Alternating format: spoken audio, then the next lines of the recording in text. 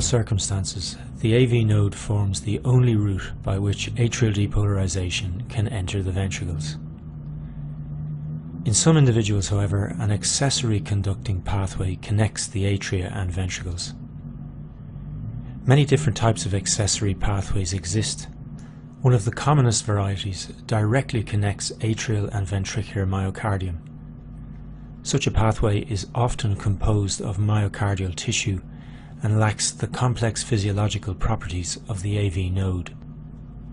In the presence of an accessory pathway, the SA node discharges, and depolarization is transmitted by the abnormal tissue into the ventricular myocardium without the physiological delay characteristic of transmission through the AV node.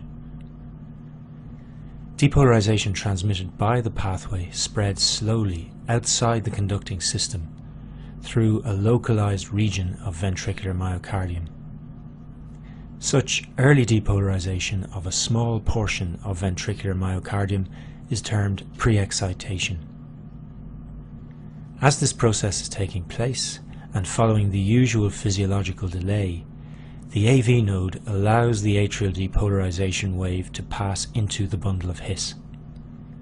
The great bulk of the ventricles is then depolarized by signal spreading in the conventional way through the branches of the conducting system. This wave eventually meets the accessory pathway mediated signal, and the two waves cancel each other out. Of themselves, these events have no clinical consequences, but can produce a number of findings on the resting ECG.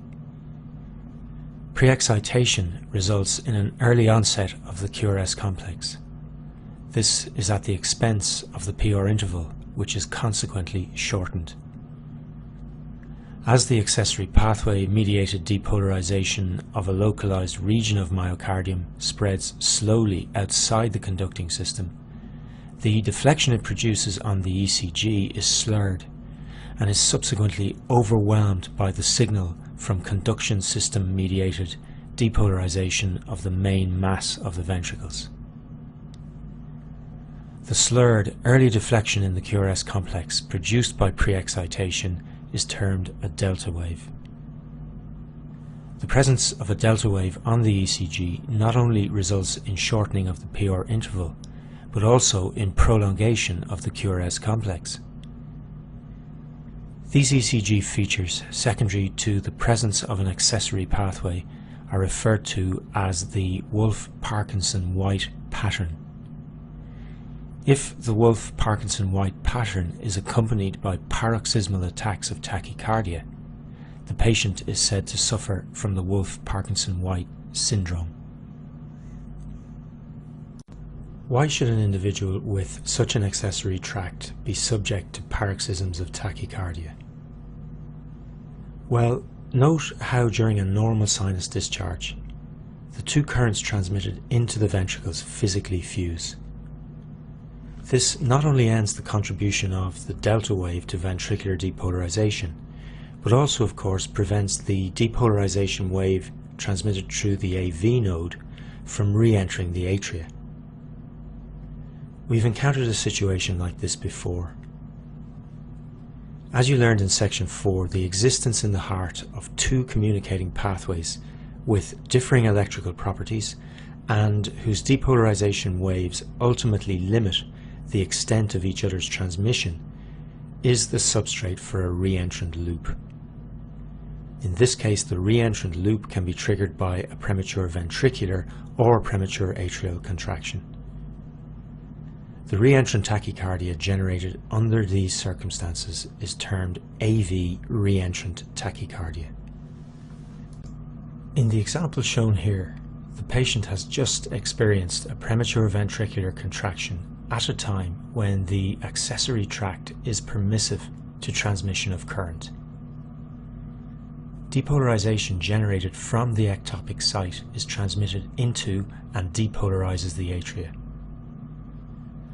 By the time the atrial depolarization wave reaches the AV node, it is ready to transmit the wave into the conducting system and depolarize the ventricles.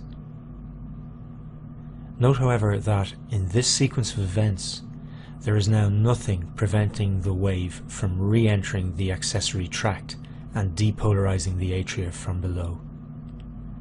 In this way, a rapidly discharging, self-sustaining re-entrant loop is established between the atria and ventricles, giving rise to AV re-entrant tachycardia. There are a few useful points to note at this stage. Firstly, once the re-entrant tachycardia is initiated, the ventricles are depolarized in their entirety by the conducting system. This includes the region of myocardium previously depolarized by the accessory pathway. So during a paroxysm of AV re-entrant tachycardia, the delta wave disappears and the QRS complexes of the tachycardia are narrow. Also, during the tachycardia, the atria are depolarized by current flowing upwards from the ventricles in a retrograde direction through the accessory pathway.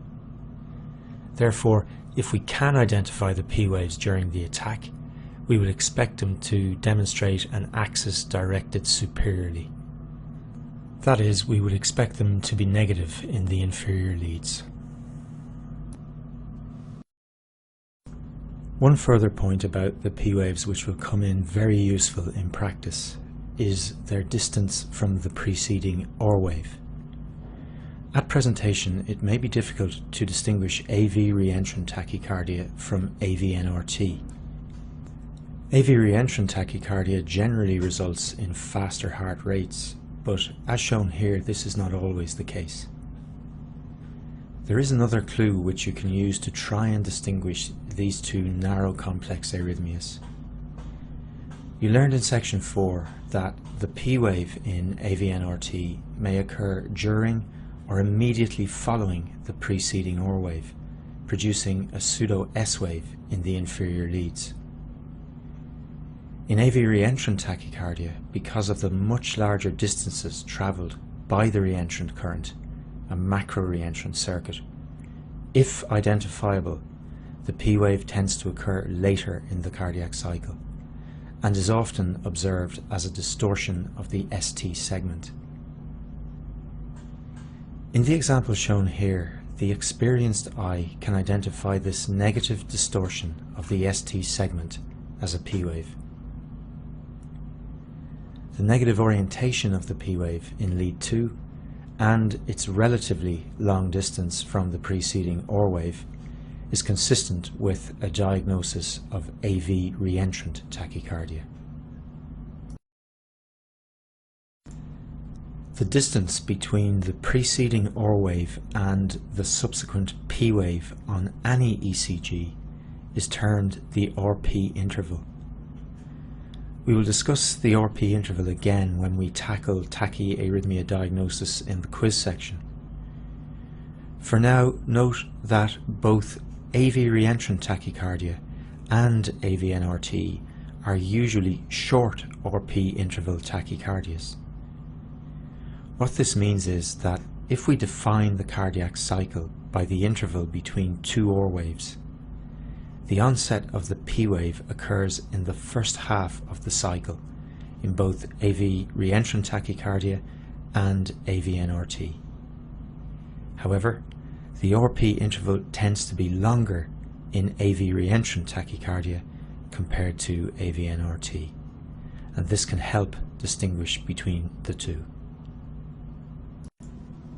These are the characteristic ECG findings of orthodromic AV re-entrant tachycardia.